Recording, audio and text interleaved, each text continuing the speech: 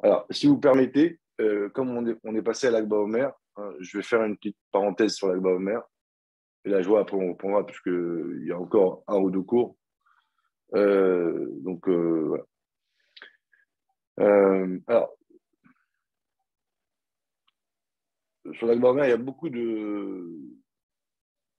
sujets, il y a plusieurs points qui sont développés. Il y a un point, une nekuda, une notion, qui est qu'on retrouve aussi, je pense, sur la tfila, dans la prière, et qui est un point, on va dire, qui est assez global, mais qui ressort à l'Akba Omer. Le thème, c'est les compliments. Compliments. Alors, en général, on a une relation au compliment un peu négatif.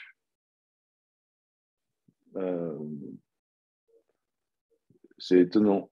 C'est un peu négatif. Comme on rentre dans la notion de manipulation, d'orgueil, etc. Et, et même chez les goïms, on voit dans le corbeau et le renard, donc c'est une fable qui nous met en garde contre les gens qui nous font des compliments par intérêt. Donc on a une approche des compliments mauvaise. Alors, je ne sais pas comment ça se passe dans les autres civilisations, dans les autres cultures. Est-ce que c'est purement chrétien ou c'est global? C'est un peu la même relation qu'il y a avec l'or, l'argent, la matière. J'ai l'impression qu'aux États-Unis, ils sont beaucoup plus dans les compliments, quoi. Ouais, bon, voilà, J'ai l'impression comme ça, hein. faudrait chercher. Alors, vous allez voir aujourd'hui la puissance des compliments. Là, c'est pas les puissances, on va dire, c'est quelque chose c'est un outil essentiel. C'est un outil qu'on utilise quoi qu'il arrive, mais peut-être pas sans forcément y mettre les mots. Et c'est quelque chose qu'on adore et qu'on a besoin. Mais en fait, aujourd'hui, je vais vous expliquer comment ça fonctionne. Donc, je vais en parler de manière technique, ça veut dire pas religieusement. Alors,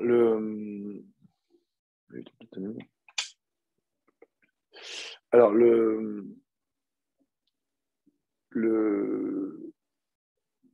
comment on appelle dans le Zohar, on trouve un texte où Rabbi Shimon, il est assis avec ses amis et ils lui font des compliments extrêmement puissants. Il lui dit Rabbi, vous ressemblez à Shabbat, Rabbi, tu ressembles à Dieu.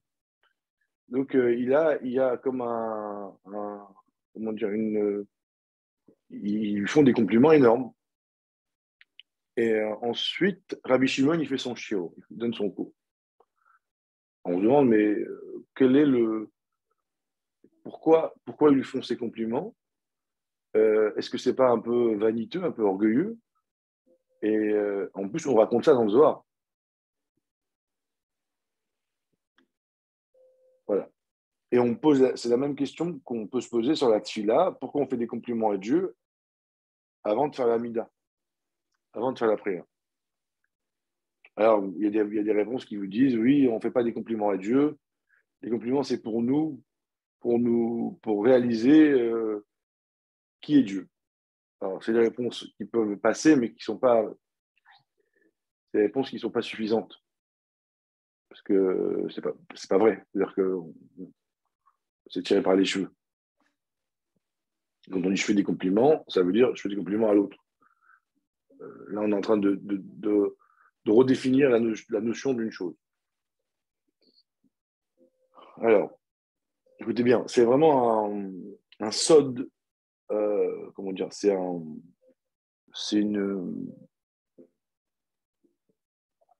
c'est une clé de la vie.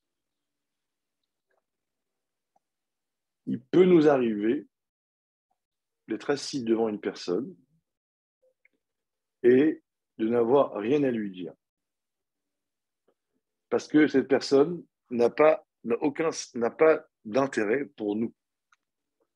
Elle n'a pas, vous voyez, on dit, il y a un mot en français, je ne l'ai pas, elle n'a aucun sens, je ne trouve pas d'intérêt en elle, elle est insignifiante pour moi. Alors, je fais exprès de décrire la chose de manière très crue. C'est ni moral, ni religieux, ni rien, c'est la nature.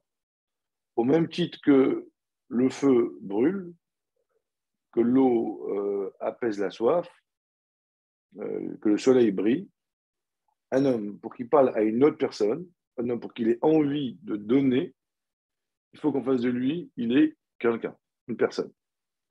Une personne digne d'intérêt. Voilà, digne d'intérêt. Quand vous avez devant vous une personne qui n'est pas digne d'intérêt, c'est-à-dire qu'elle a un niveau intellectuel, par exemple, qui est extrêmement faible, ou si pour vous, l'essentiel, c'est l'argent et que la personne est pauvre, ou autre chose, peu importe, à ce moment-là, vous n'avez pas envie, vous n'avez pas la force de donner de votre temps ou de ce que vous voulez, de votre argent, ce que vous voulez. C'est le receveur qui déclenche le désir de donner au donneur.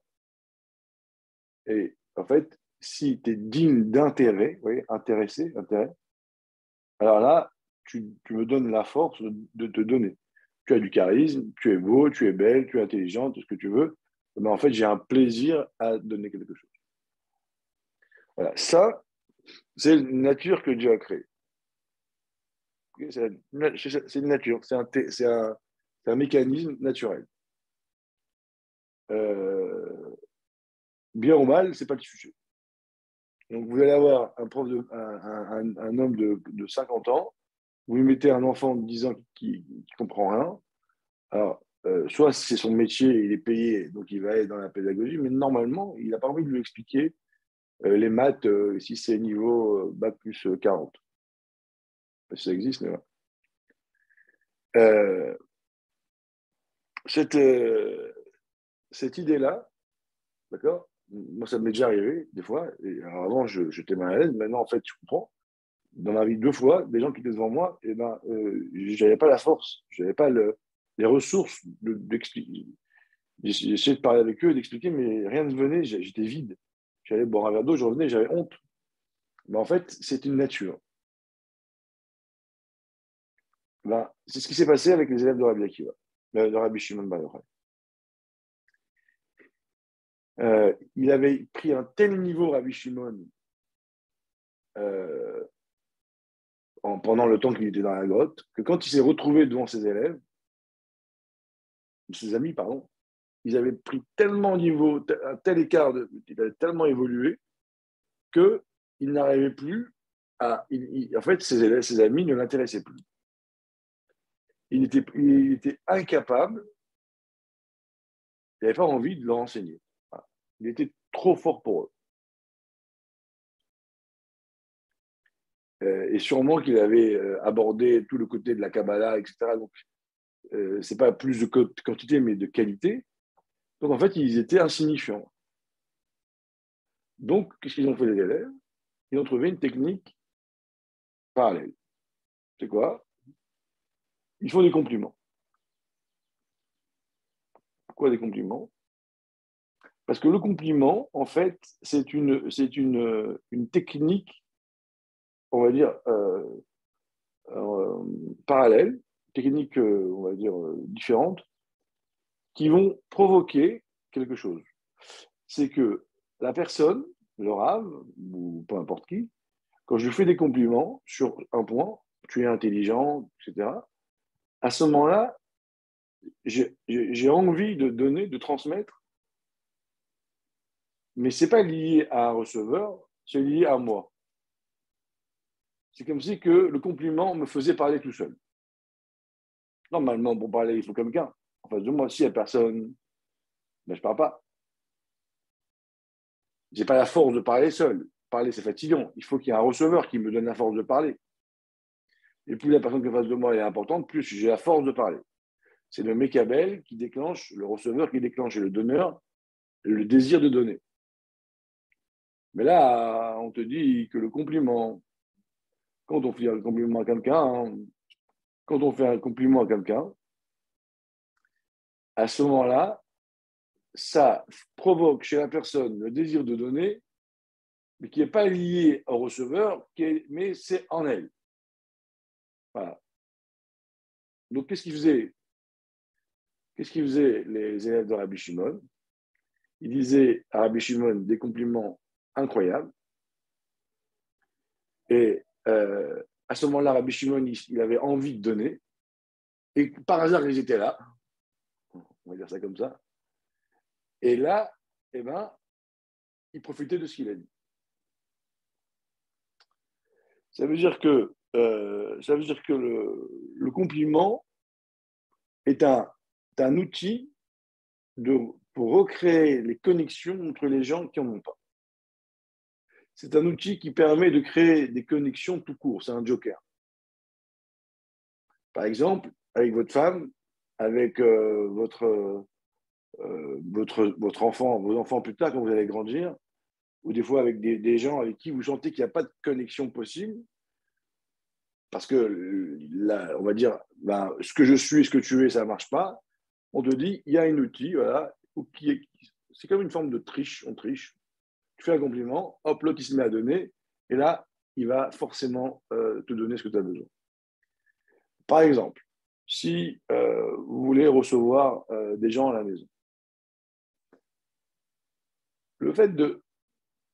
la manière dont vous les recevez, c'est comme un compliment. Si vous mettez 3 paquets de biscuits et 3 tomates parce que vous êtes radin, vous n'aurez pas une bonne ambiance chez vous. Parce que chacun va venir et ils sont eux-mêmes. Par contre, si vous recevez de manière abondante, avec abondance, vous mettez des petits plats dans les grands, vous faites chava, vous allez voir que les gens, ils se sentent bien. Vous voyez, des fois, vous allez chez des gens, on se sent bien. Pourquoi? On se dit, tiens, quand on va chez eux, on est bien. Pourquoi? Parce que la manière dont la personne vous reçoit, elle vous fait un compliment. Elle te dit que tu es important. Alors, ce n'est pas la quantité de saumon ou la quantité de vodka. C'est le fait que je te valorise. Je te dis que tu es important pour moi. Et comment je te le dis? Parce que je t'ai fait une super table. Je me suis levé, je t'ai servi. Donc, à ce moment-là, ça dévoile en moi le bon qui est en moi. Et donc, tout d'un coup, il y a une bonne ambiance. Observez, il y a des gens, dès qu'on va chez eux, on est bien. Tout le temps. Mais en fait, la raison, elle est là. Ailleurs, ça va dépendre de ça, de ci, de ça. On s'ennuie, on n'a pas. Vous voyez? Parce qu'en fait, on n'a pas réussi à déclencher l'énergie qui est en vous. Cette idée-là, messieurs, elle est exactement pareille pour la tefila. Pour la tefila, Dieu nous a créés pour avoir une relation avec lui. Techniquement, il attend qu'on ait un lien, mais le problème, c'est que on est des créatures et lui, c'est un Dieu. Et donc, on est tellement petit par rapport à lui, c'est que selon la règle numéro 1, qu'il faut avoir un centre d'intérêt, il faut être digne d'intérêt pour créer le désir de donner. Quand on va vouloir demander à Dieu plus, eh bien, on n'est pas digne d'intérêt. À digne, on ne va pas recevoir plus. Comme on dit, c'est marqué, il y a une énergie qui est prévue au début de la création du monde. Donc ça, tout le monde dit là parce que c'est, on va dire, d'office. Mais le plus, on n'est pas digne d'intérêt. On demande à Dieu, Dieu demande à iPhone. Il ne t'écoute même pas, quoi. Tu parles et ça passe comme ça. Qu'est-ce qu'on fait? On utilise cette technique-là. On fait des louanges à Dieu. Quand on fait des louanges à Dieu, dans Dieu, dans sa contraction, ça crée chez Dieu le désir de donner. En fait, ça fait c'est comme s'il y avait une vache qui devait donner du lait. Soit il y a le veau qui est derrière qui prend le lait, mais s'il n'y a pas de veau, elle ne peut pas donner du lait. Ben là, quand tu fais des compliments, c'est comme si la vache, elle se mettait à donner du lait sans veau. Oui. Ben c'est pareil, quand on dit à Dieu, Dieu, tu es chesed, Dieu, ça dévoile en lui, ça fait déborder en lui de chesed. Et ensuite, quand on lui demande, il nous donne. Pas parce qu'on C'est pas le fait que j'ai demandé que ça a déclenché chez Dieu le chesed. Le chesed était déjà disponible. Il y a juste quelqu'un qui passe, peu importe qui le prend. Donc, cette technique-là, elle est utilisée dans la tefila depuis des milliers d'années, ou depuis très très longtemps. Voilà. Donc, l'intérêt déjà de ce cours, c'est que le compliment, c'est ni bien ni mal, c'est un outil universel, une puissance énorme, comme un joker, qu'il faut considérer comme un moyen de communication, qui n'est pas lié à la religion, qui peut être bien, qui peut être mal. Et qu'on retrouve par contre dans notre religion 2 fois, en tout cas peut-être plus, mais là 2 fois, 1 et 2. Maintenant, il est évident que cet outil-là, on peut l'utiliser dans le mal, comme le corbeau et le renard, donc ça s'appelle la manipulation, ce qui est extrêmement grave. On peut l'utiliser dans le bien, on doit l'utiliser dans le bien, c'est-à-dire qu'à chaque fois qu'on souhaite créer une relation avec une personne, on va dire cachère, positif, et on voit que c'est un peu difficile, à la limite, ce serait normal de faire un compliment. Poser une question. Ouais. Vas-y. En fait, ce qui est curieux dans cette histoire, c'est que on n'a pas le choix. Ça veut dire que, par exemple, je reprends l'exemple, tu es devant quelqu'un, tu n'as pas du tout envie de lui faire un cours, bah, ça dépend que de lui, que le cours soit bien ou pas. Toi, tu peux rien faire. Si lui, il ne fait pas de compliment, bah, hein? Tu as compris. Ce que je veux dire, c'est que tout dépend, dans ce que tu racontes, tout dépend du receveur. Si le receveur il fait pas de compliment, le donneur il est bloqué, il ne pourra pas faire un bon cours ou il pourra pas. Nous, on n'a pas de solution du côté du donneur, en fait. C'est ça que je veux dire. Ouais, tu as raison. Tu as raison. Soit le donneur, il explique au receveur comment il faut faire. Bah oui. Ouais. Bah oui. C'est-à-dire que... Ah, c'est chelou. Ouais, c'est chelou.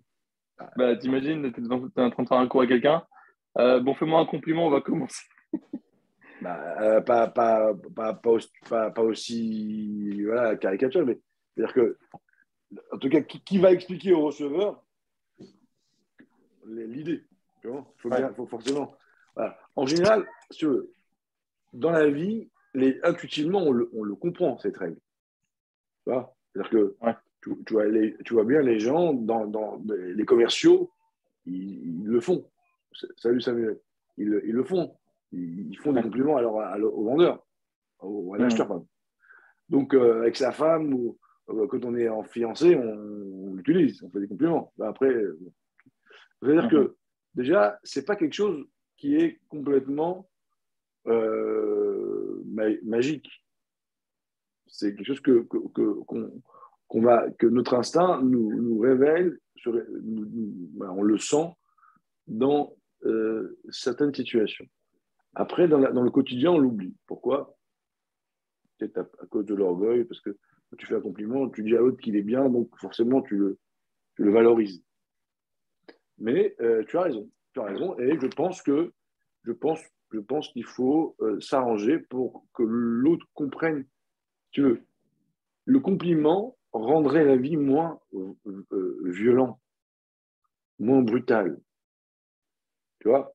Et par exemple, souvent dans un couple, arrivé à un moment, non seulement il n'y a plus de compliments, mais il y a l'inverse des compliments. Il y a des remarques. Tu vois?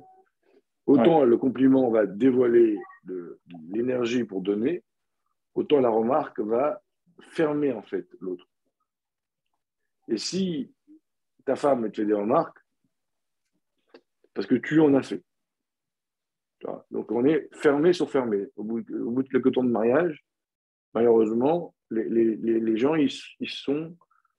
Voilà, la nature revient et en fait, on rentre dans le monde de la remarque, mais il faut bien comprendre les conséquences. Que voilà, ça ferme et à la fin, tout ce qu'elle va faire pour toi, ça devient dur. Repasser tes chemises, ça va devenir pour elle une corvée. Parce que tu vas lui dire, ah, elle est mal repassée. Mais quand c'est bien fait, tu ne vas pas lui dire c'est bien. Et ainsi de suite. Ouais, j'ai compris. Et avant ça, j'ai une deuxième question, si tu permets. Bien Je sûr. connais des gens qui systématiquement, moi je pense que ça peut nous arriver à tous, qui systématiquement voient un compliment comme de la manipulation. Ils ne peuvent pas s'empêcher de le prendre positivement. Alors, je pense que dans les compliments, il y a deux façons de faire des compliments. Tu as des compliments qui passent très bien. Un compliment bien fait, tu ne le vois pas comme une manipulation. Voilà. D'abord. Ensuite, même si tu penses comme de la manipulation, c'est pas grave. Ça fait l'effet. J'avais une fois un rabbi qui ne m'aimait pas les compliments, du tout, il avait la haine. Et vraiment, il était connu pour ne pas aimer ça. Et un jour, il y a un chassid, il était dans son bureau, il lui a fait un compliment avant de sortir. Quand il est sorti, le chamage, il a dit à son chamage, t'as vu, je ne l'ai pas mis dehors. C'est-à-dire, même moi, j'ai écouté, quoi. Même un compliment qui est maladroit, je pense que, c'est-à-dire que si tu relèves pas, tu vois, quand on te dit ça, tu laisses passer, le gars, ça l'a atteint, tu vois. C'est-à-dire que c'est une façon comment dire, de se orgueilleuse, tu vois, mais je pense pas qu'il faut que c'est pas grave, quoi. Voilà. Enfin, on, on réagit comme ça, mais ça fait du bien. Voilà. Je te lance de l'eau, t'es pas content, mais t'es mouillé quand même. Voilà. Voilà. Donc, faut pas. Après, c'est vrai, tu as des compliments. Tu peux te faire des compliments, tu t'en rends pas compte. Je veux dire, pas mal ce truc-là, machin, en passant, et tu vas avoir l'énergie pour la journée, réellement. Moi, je me souviens quand j'étais jeune, j'étais un enfant un peu, avec beaucoup de rayout, et il y avait dans la choule une personne avec qui je ne m'entendais pas plus que ça. Mais dès qu'il y avait besoin de nettoyer la choule, des papiers, etc., il savait comment me prendre. Il me faisait un petit mot, il m'appelait avec un ton très, très encourageant, il me donnait un petit pain, même pas du chocolat, un petit pain. Et ça me donnait une énergie. Puis en 5 minutes, j'étais tout comme un fou. J'étais tout jeune, je me rappelle. Parce qu'il savait, bon, c'était une forme de manipulation, ou d'encouragement, ou comme on veut. Mais j'ai des bons souvenirs de ça. Et je n'étais pas fatigué, j'étais content parce qu'il savait me valoriser. Donc, aujourd'hui, on a cette espèce de. Je ne sais pas pourquoi, comme si on a du mal à dire à l'autre c'est bien. Voyez, on n'arrive pas à l'exprimer. Pourtant, on voit à quel point c'est important dans le bonheur, dans la donner de la sensation de vie à l'autre. C'est ça, en fait. On fait vivre l'autre quand on lui fait un compliment. Donc, Benji, ouais, ouais. alors juste une question s'il te plaît. Mhm. Euh, pour aller de l'autre côté cette fois-ci, des fois ça arrive qu'on reçoit un compliment mais que ça nous fasse ni chaud ni froid. Alors du coup, comment on explique ça? Parce que tout y est et pourtant on ressent rien. Je pense pas. Je pense que faudrait analyser plus profondément, mais je pense qu'inconsciemment, ça touche. Alors peut-être c'est mal fait, mal dit, mais en tout cas, d'après ce qu'on étudie, après moi, je n'ai pas fait une étude profonde, hein, c'est que moi, je connais une personne qui fait des compliments à tort et à travers, ça me dérange a priori, mais à la fin, je vois que ça a une influence sur moi. Tu vois. Donc, est-ce que ton conscient est honnête, on va dire?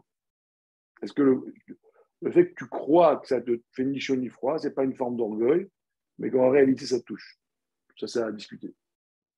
Voilà, c'est une écoute là. Je peux poser encore une petite question? Désolé. Vas-y, vas-y. En fait, je reviens sur la manipulation, mais en fait, comme on fait tout par intérêt, donc même quand on cherche quelque chose chez quelqu'un d'autre, c'est par intérêt pour nous.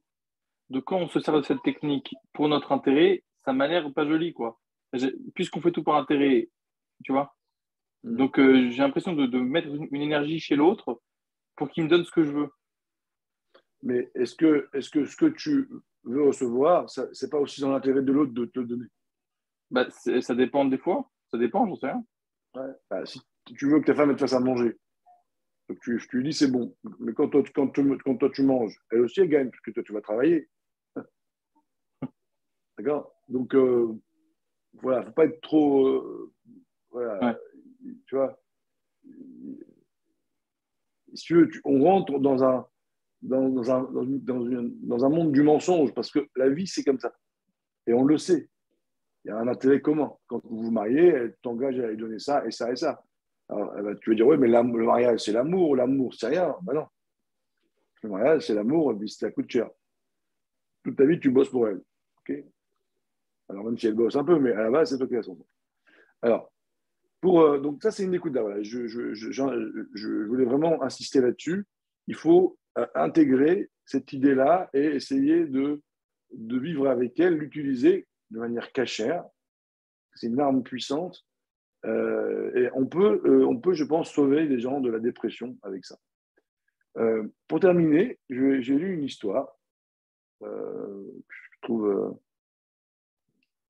intéressante et très jolie. C'est un homme, c'est pendant la guerre, pendant la Shoah, il y a un tzaddik de Belge, je crois, je ne sais plus exactement, Shapira, je crois, il s'appelait.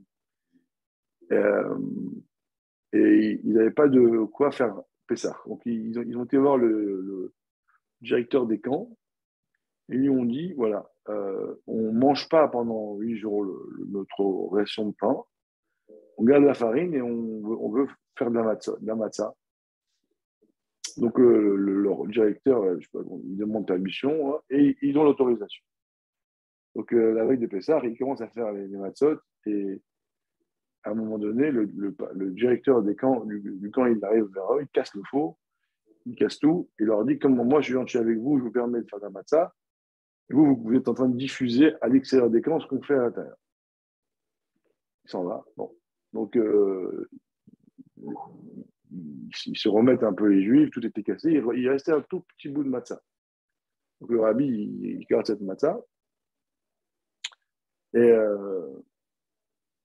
et pendant le seder, ils font kidouche 120, ils font maror 100 maror. Ils avaient, comme il dit, ils faisaient quelque chose avec leurs larmes, et maror avec l'amertume qu'ils avaient.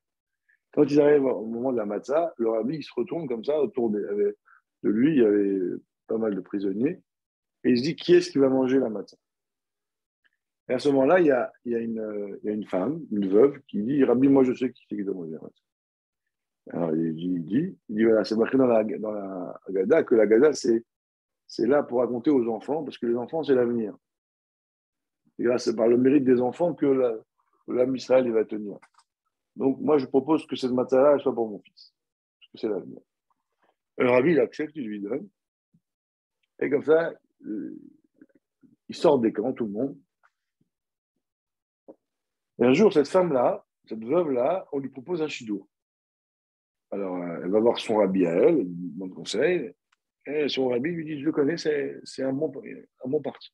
Donc elle va au chidour, et quand elle arrive, elle voit le fameux rabbi dans les camps. Alors elle est surprise, bon, elle parle, etc. Ça se passe bien, et il se marie. Puis on a demandé au rabbi, on lui dit, mais pourquoi vous avez choisi cette femme? Il a dit, je vais vous dire pourquoi. Parce que quand on était dans ce moment-là de stress voilà, dans les camps, et quand on était avec la matzah, comment dire, l'instinct, l'esprit des Juifs dans les camps était à 1 heure, 2 heures, une journée. Et on vivait sur la vie, mais on avait une vision d'1 heure, de 2 heures. Et elle, sa remarque, elle nous a remis de l'espoir.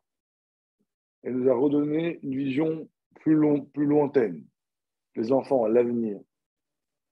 Et quand j'ai entendu ça, en fait, quand j'ai vu que cette femme-là, son esprit d'espoir, même dans les moments les pires, ben, dans mon cœur, j'ai dit que c'est elle qui devait être ma femme. Voilà. Donc, c'est une histoire, hein, c'est pas un développement, mais on sait que dans les Sippurim, des fois, il y a aussi des messages qui passent. Donc voilà, donc on doit faire et des compliments et avoir toujours une vision positive, une vision d'espoir pour avancer dans la vie. Voilà, messieurs, pour le petit show. Moi, j'ai une petite question. Vas-y. Donc, en fait, est-ce qu'on peut conclure en disant que c'est pas seulement les compliments, c'est toute parole positive qui donne une énergie, ou alors c'était vraiment les compliments? Les compliments. Parce que là, dans l'histoire, c'était pas un compliment qu'elle a fait. C'est vrai, c'est vrai. C'était pas forcément lié, c'est un autre Nikuda, une Ouais. perception. Il y a deux sujets vraiment distincts. Le compliment a un pouvoir technique sur l'autre. Voilà. Et observez bien, votre orgueil